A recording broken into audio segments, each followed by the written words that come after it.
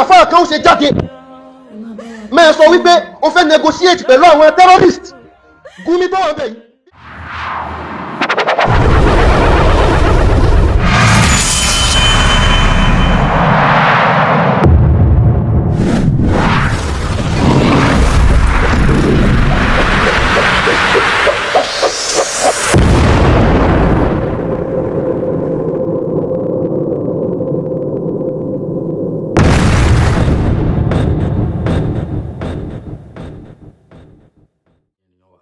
Ẹ kú dédé àsìkò yìí.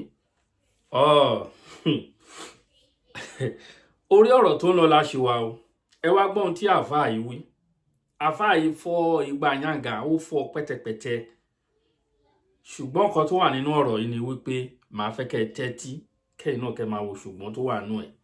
A máa yànnàná ọ̀rọ̀ yìí. A ní fàágùn. Ẹ mọ̀ lórí ìkànnì yìí torí ọ̀pọ̀lọpọ̀ àwọn èèyàn wa tó wà Nàìjíríà.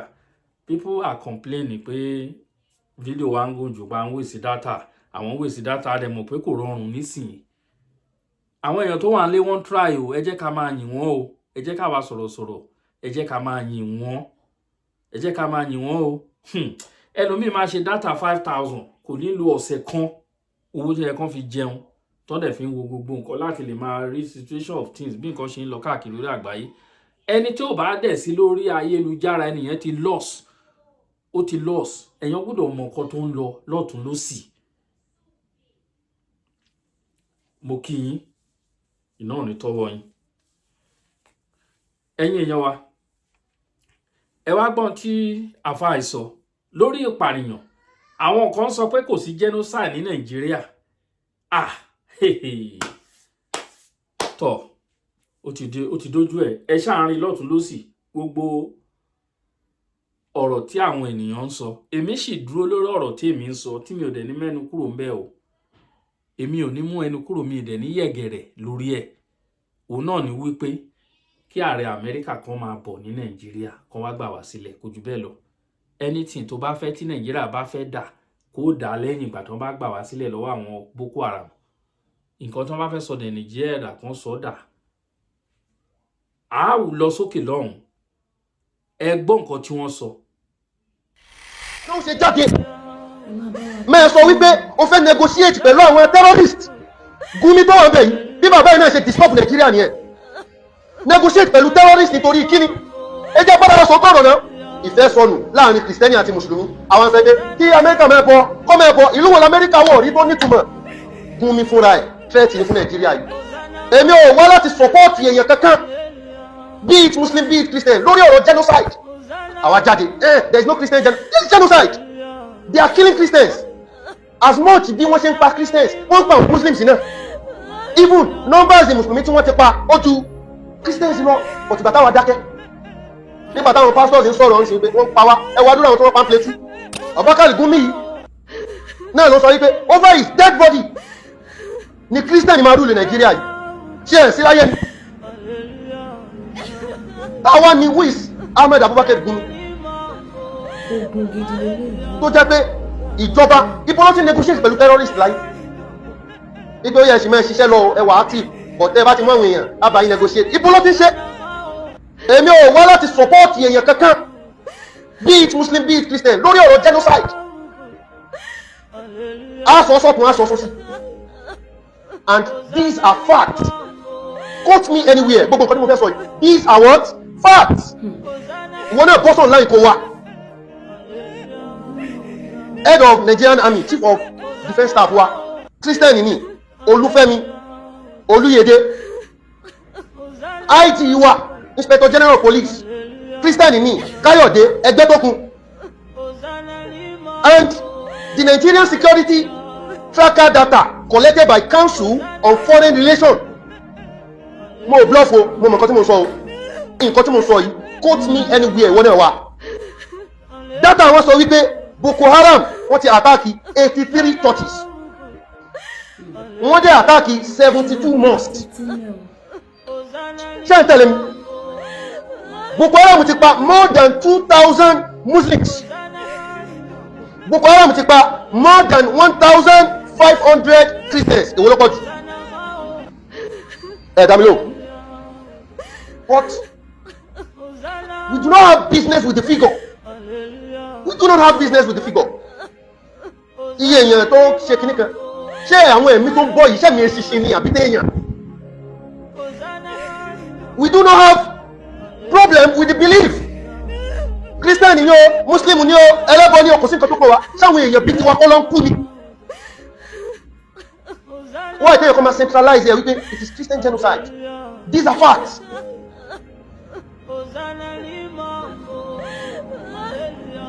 But the problem, ibi tí wàhálà wà, òun ni pé àwa Mùsùlùmí ni problem. Àwa Mùsùlùmí ni kí ni? Problem because kò sí àdọ́rà lára wa, kò sí civilization. Mo dẹ̀ máa ń sọ fún wa, tá a bá continue báyìí, irú orúkọ tí èyí ṣe tiwa yìí náà ni wọ́n máa sọ wá tálùkì àmọ́ lọ́wọ́ pé. Islamist terrorist, Islamist terrorist, Islamist terrorist. Boko Haram. Kí ni wọ́n gbé síwájú? Islam ló sọ. Wá sí tó yẹ ká máa ṣe fúnra wa nìyẹn o. Àwọn àfà eléyìí ó ṣe kinní kan, ó ṣe gbá kan, òun lá máa sọ kiri, máa para wa jẹ́, máa para wa kọ́ jẹ́.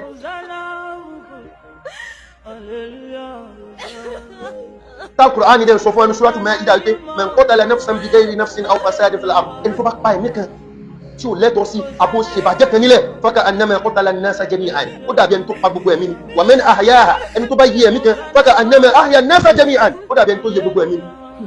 Gbogbo àwọn pípù yìí gbogbo aná làwọn fídíò wáì tí wọ́n ní tàbí ẹ̀ wípé àwọn Muslims ni wọ́n gbé ọmọnìyàn báyìí, wọ́n gbé síwájú kámẹ́rà báyìí, wọ́n dẹ̀ bẹ orí ẹ̀, wọ́n dẹ̀ máa fa idà sókè, Allahu Akbar, Allah. Ṣé Christian ló máa ń sọ Allahu Akbar?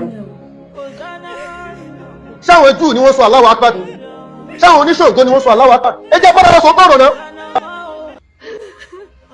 Wọ́n sí tó yẹ ká ṣe ní àwọn èèyàn kan nígbà táwọn Boko Haram bẹ̀rẹ̀, wọ́n máa sọ wípé jihad ni wọ́n ṣe, jihad láwọn olórí kíkú.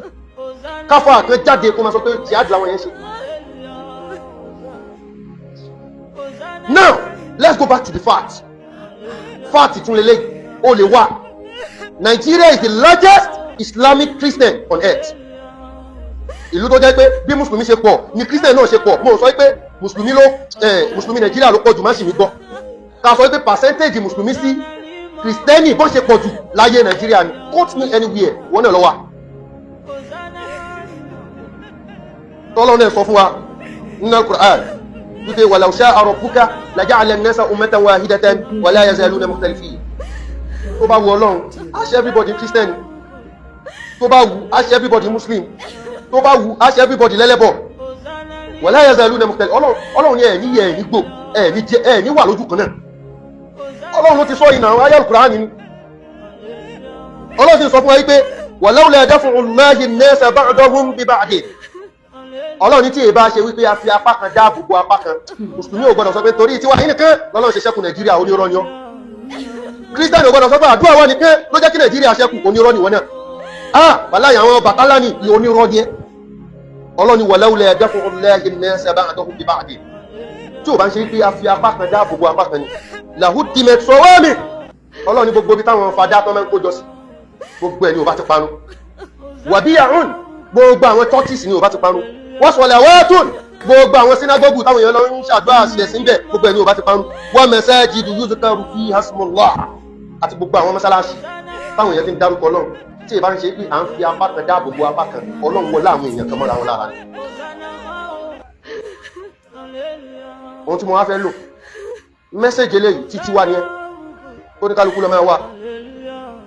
Mẹ́sẹ̀jì mi fún orílẹ̀-èdè yìí tó ń jẹ́ Nàìjíríà nínú constitution Nàìjíríà section 14 subsection 2b, mo nílé kó títorí àsìkò, àmọ́ sọ fún wa pé security aráàlú ìjọba ló gbọdọ̀ provide security fún wa o. Ìjọba ló gbọdọ̀ ṣe kí kó provide security fún wa. But ibo ni problem wà? Báwo la fáà kan ó ṣe jáde mẹ́ẹ̀ sọ wípé ó fẹ́ negotiate pẹ̀lú àwọn terrorist? Àwọn terrorist yẹn, àwọn bandit yẹn, àwọn kìnnìkan bàbá ti negotiate pẹ̀lú wọn, ara àwọn èèyàn tí wọ́n kó gbà àsìkíní ṣe bá fà yẹn. Mo dẹ̀ ń sọ fáwọn èèyàn, politics ti bà ẹ̀sìn jẹ́ nínú Nàìjíríà yìí, pàtàkì jùlọ ilẹ̀ Yorùbá yìí, nítorí àwọn èèyàn kan náà fẹ́ tako ilé kéwú láhùn, wọ́n fẹ́ tako Mẹ́kàs, a lọ ń gbé àwọn ìzálà, a lọ ń gbé wọn wá sí ilẹ̀ Yorùbá yìí, problem tí wọ́n dálẹ̀ náà títí òyìn tán òun là ń fà wáyẹn o àti lo Wahhabism ideology kò work ẹ̀tún ti lọ gbé àwọn ìzálà náà wá ṣé kan rẹ ló fọ́ọ̀mù ìzálà ni Gumi tó wọ́n bẹ̀ yìí bí bàbá yìí náà ṣe disturb Nàìjíríà nìyẹn negotiate pẹ̀lú terrorist nítorí kíni fact ni fact òun ni ìzálà tẹ́ ń sọ yìí wọ́n dá ìzálà lẹ̀ 1978 ní Jos wọ́n pe arákùnrin kan ní Sheikh Ismail Idris yẹn ọmọ ẹṣẹ́ lára àwọn ọmọ kéwù Abubakar Gumi bàbá Ahmed Abubakar Gumi òun ni kí ló fà nígbàtí Ahmed Bello kú 1966 torí wípé àfáà ní laysa bi insanin wala aqilin man la ya'i tarikha fi sadrihi wa man wa'a akhbara man qablahu adafa a'maran ila umrihi àfáà ní tó bá sọ pé èèyàn dà ẹni tí ì bá ha ìtàn tí èèyàn rántí ìtàn tó bá ní èèyàn dà kò gbọdọ̀ pé rẹ̀ léèyàn tó bá ní onílàákàyè dà ẹni tí ì bá rántí ìtàn kò gbọdọ̀ pé rẹ̀ ní onílàákàyè wa man wa'a akhbara man qablahu ẹni tó bá ha ìtàn àwọn tó ti kọjá tó mọ̀ àdọ́fà àmẹ́rẹ̀ ilẹ̀ ọmọrí ó ti jẹ́ kí ọjọ́ orí mi lékún yìí ti ń bẹ lára rẹ̀ torí tó bá rí nǹkan tó fẹ́ wọ́ yóò wípé irú ẹ̀ ṣẹlẹ̀ lánàá kò gbọdọ̀ ṣẹlẹ̀ ní.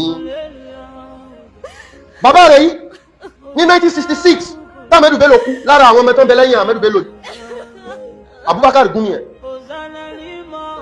ó bá wò yí pé ẹni tá a fẹ̀yìntì ló ti lọ yìí pẹ̀lú political ambition àti gbogbo ẹ̀tọ́ ní kí láṣẹ lòun náà bá wò yí pé ẹ jẹ́ ká fọ́ọ̀mù nǹkan kan àmọ́ a ní alliance pẹ̀lú Saudi táàmẹ́ sọ wípé a fẹ́ bá àwọn onísúfí jà ní àwọn Kọ̀dìríyà àti Tìjàníyà ìfọ́ tó bí sálàmì àti political ambition Abubakar Gumi náà ló sọ wípé over his dead body ni Christian máa rúlẹ̀ Nàìjíríà yìí ṣe ẹ̀ sí láyé ni táwa ni wíìs Ahmed Abubakar Gumi tó jẹ́ pé ìjọba ìpolótí negotiate pẹ̀lú terrorist láyé ipé ó yẹ ṣì mẹ́ ṣiṣẹ́ lọ ẹwà active but ẹ bá ti mọ́ àwọn èèyàn àbáyí negotiate ìpolótí ṣe the only thing tó lè ṣe fún wọn tó bá láwọn ò terrorize mọ́ wọ́n lè rí orientate wọn kí wọ́n fi wọ́n sínú system wípé wọ́n ṣèjọba wọ́n ṣe kíní kan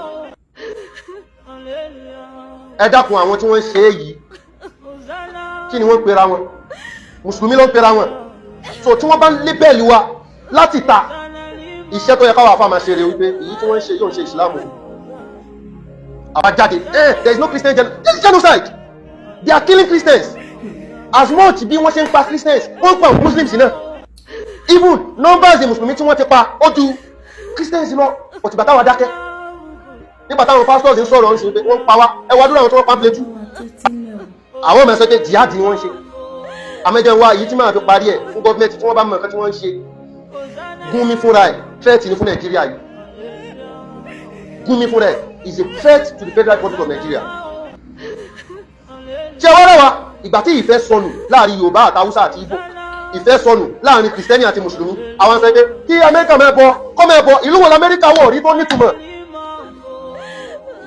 ìgbà tí ó sì fẹ́ láàrin wa ẹ wo Libya náà báwo ni Libya ṣe rí láyé Kọ̀sáfì Gaddafi ṣé Libya ní fọkànbalẹ̀ lẹ́ni ẹ lọ Iraki ẹ lọ Syria ṣé Amẹ́ríkà náà kọ́ ló create àwọn ISIS ni ṣé òun kọ́ ló create àwọn Daesh ni ṣé òun kọ́ ló create àwọn Al-Qaeda ni ìlú wo l'Amẹ́ríkà wọ̀ tó ní fọkànbalẹ̀ àwa àjẹkífẹ́ lékè ọ̀tẹ̀ lágbé lékè t'Amẹ́ríkà bá wọ ìlú yìí tí wọ́n bá wọ ìlú yìí Nàìjíríà ò lè nísinmi o ibi tí wọ́n pín wa dé náà Northern region Southern region òun la fi pín yẹ́lẹ̀yẹ̀lẹ̀ dè ní o táwọn British pín wa nítorí bẹ́ẹ̀ wá sí mi náà ni wípé ya ayu annas ọlọ́ni mo pè yín ènìyàn inna khalaqnakum min dhakarin wa untha ọlọ́ni mo dá yín látara ọkàn àtàbù àti Ìgbò àti Yorùbá àti Haúsá àti Tífì àti Núbí ara Ádámù àti Háwà náà ni gbogbo àti jáde wa ja'alnakum shu'uban mo wá ṣe yín nation kankan wa qaba'ila mo ṣe yín ní clans kọ̀ọ̀kan ìdílé kankan lita'arafu kẹ́lẹ̀ mọ̀ wúlò tó wà lára ara yín inna akramakum inda Allahi atqakum Kírísítẹ́nì kọ́ ló dájú Mùsùlùmí kọ́ ló dájú ẹlẹ́bọ kọ́ ló dájú Ìgbò kọ́ ló dájú Yorùbá kọ́ ló dájú Haúsá kọ́ ló dájú inna akramakum inda Allahi atqakum ẹni tó páyà Ọlọ́run wọn bá jì ló dájú wájú Ọlọ́run tábà mú wá sílò ọ̀rọ̀ Christian genocide Muslim genocide òun kọ́ genocide is genocide kíjọba bá wa wà nǹkan ṣe sí káwa náà àwa tó ń lò náà ni o àwa ni sùpàyò wọn àwọn ọmọ wọn bẹ́ẹ̀ lóyìnbó àwa náà gbà wá sí àṣẹfọwọ́ àwọn ìmọ̀lẹ́ fún wọn.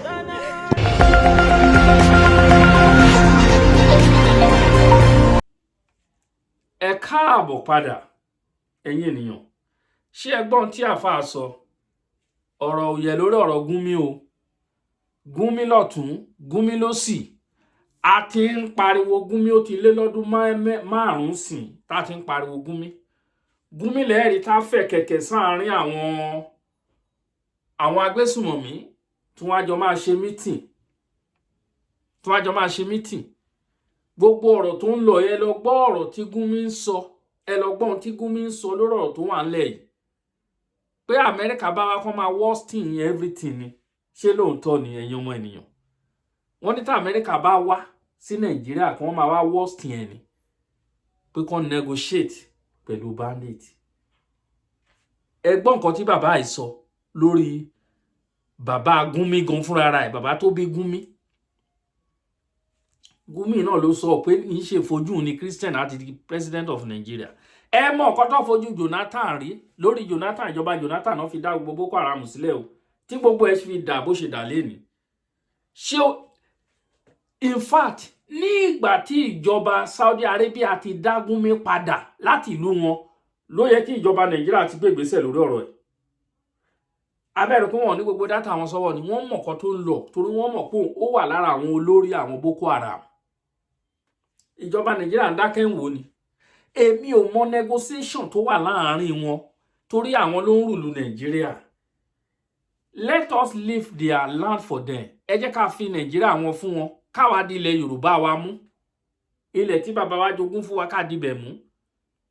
Ẹ jẹ́ ká fi ìlú wọn lẹ̀, ẹ jẹ́ ká fi Nàìjíríà lẹ̀ fún wọn, káwa di tiwa. Mo simple. Ohun tí àwọn tá ń pariwo lé lórí òun ni eléyìí. Àwọn nǹkan tí àwọn ń pariwo lé lórí òun ni eléyìí o. Ara ohun tá ń pariwo lé lórí rẹ̀.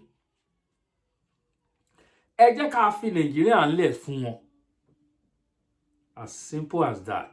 Ó simple gan tí ò rújú. Kí Gúnmi sì máa rìn kiri, mo sọ lọ́jọ́ yẹn pé ṣé ó yẹ kí Gúnmi sì máa rìn kiri? Kẹ́sì máa rí Gúnmi kó sì máa yan fanda.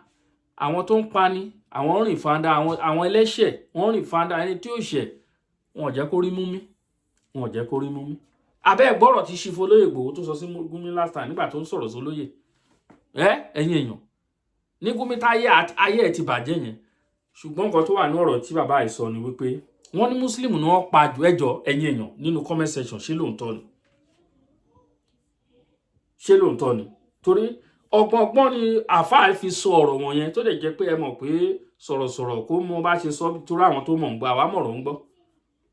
A ti rí àwọn àfáà tán jáde tán sọ pé àwọn Christian ló ń pààyàn kiri. Ẹ jẹ́ ká máa sọ òótọ́ ọ̀rọ̀. A rí àwọn àfáà wọ́n jáde wọ́n láwọn Kristẹni ló ń faṣọ ń bojú bíi ti Mùsùlùmí tó ń pa àwọn èèyàn tó ń kígbe Allahu Akbar. Ṣé lóòótọ́ ni? Àwọn ọmọ Fúlàní tá à ń rí kiri, ẹ ti rí Fúlàní tó ṣe Kristẹni rí ni. Ẹ jẹ́ ká máa sọ òótọ́. Àwọn ọmọ Yorùbá náà dẹ̀ ni. Àwọn Fúlàní tinú Yorùbá tó ń sọ Yorùbá torí ọmọ ojúlówó ọmọ Yorùbá kan ò lè sọ̀rọ̀ ọ̀rọ̀ bẹ́yẹn. Ẹ jẹ́ ká kíyèsára. Bẹ́ẹ̀ ni ẹ̀yin ènìyàn mi, wọ́n ní wọ́n wá fẹ́ máa try láti máa bring figure. Oye báyìí ni Mùsùlùmí tó ti pa, oye báyìí ni Christian tó ti pa. Ẹ jẹ́ ká fi gbogbo yẹn lẹ̀, kò necessary. Kò rújú rárá. Ẹ lọ wo àwọn state tó ń attack. Ẹ lọ wo àwọn tó ti ń attack jù. Muslim mélòó ló wà ní Benue? 85% wọn they are Christian. Wọ́n ti fẹ́ gbẹ̀mí wọn tán bẹ̀. Kò nídìí gbogbo figure yẹn, gbogbo wa la mọ̀ pé genocide wà ní Nàìjíríà. Gbogbo wa la mọ̀ bọ́n ṣe wọ́n pa àwọn Kristẹni ṣùgbọ́n wọ́n pa Mùsùlùmí náà. Òun la ṣe ń sọ fún àwọn Mùsùlùmí ilẹ̀ Yorùbá torí wọ́n ti dàrú. Tí ogun yìí bá wọ̀ ló wọn mọ̀ bẹ́ẹ̀ Mùsùlùmí ni bẹ́ẹ̀ Kristẹni, wọ́n á run everybody dànù ni. Kò sí ètò fẹ́ kàn wọ́n. Ajagun gbalẹ̀ ni wọ́n fẹ́ wá gbalẹ̀ wa ni. Àwa la nígbà fún wọn. Wọ́n fi ẹ̀sìn Mùsùlùmí wọ́n fi ń tàn yín jẹ ni. Àtànjẹ ni gbogbo ẹ̀. Ẹ̀tàn òun ni gbogbo ẹ̀. Ṣé bọ́n náà lẹ́rí tí àṣírí wọn ti ń tún sí ìfúnlẹ̀ láàrin ara wọn gan, wọ́n bára wọn jà. Rí fọ́nrán tí mo jù tán sìn. Láàrin ara wọn ẹnu wọn ò kò wọ́n bára wọn jà nítorí wọ́n mọ̀ pé irọ́ ni àṣírí ti tú a ti rí ibi tí adìyẹ ti ń ṣègbọ̀nsẹ̀ àṣírí ti tú àṣírí wọn ò dẹ̀ níbò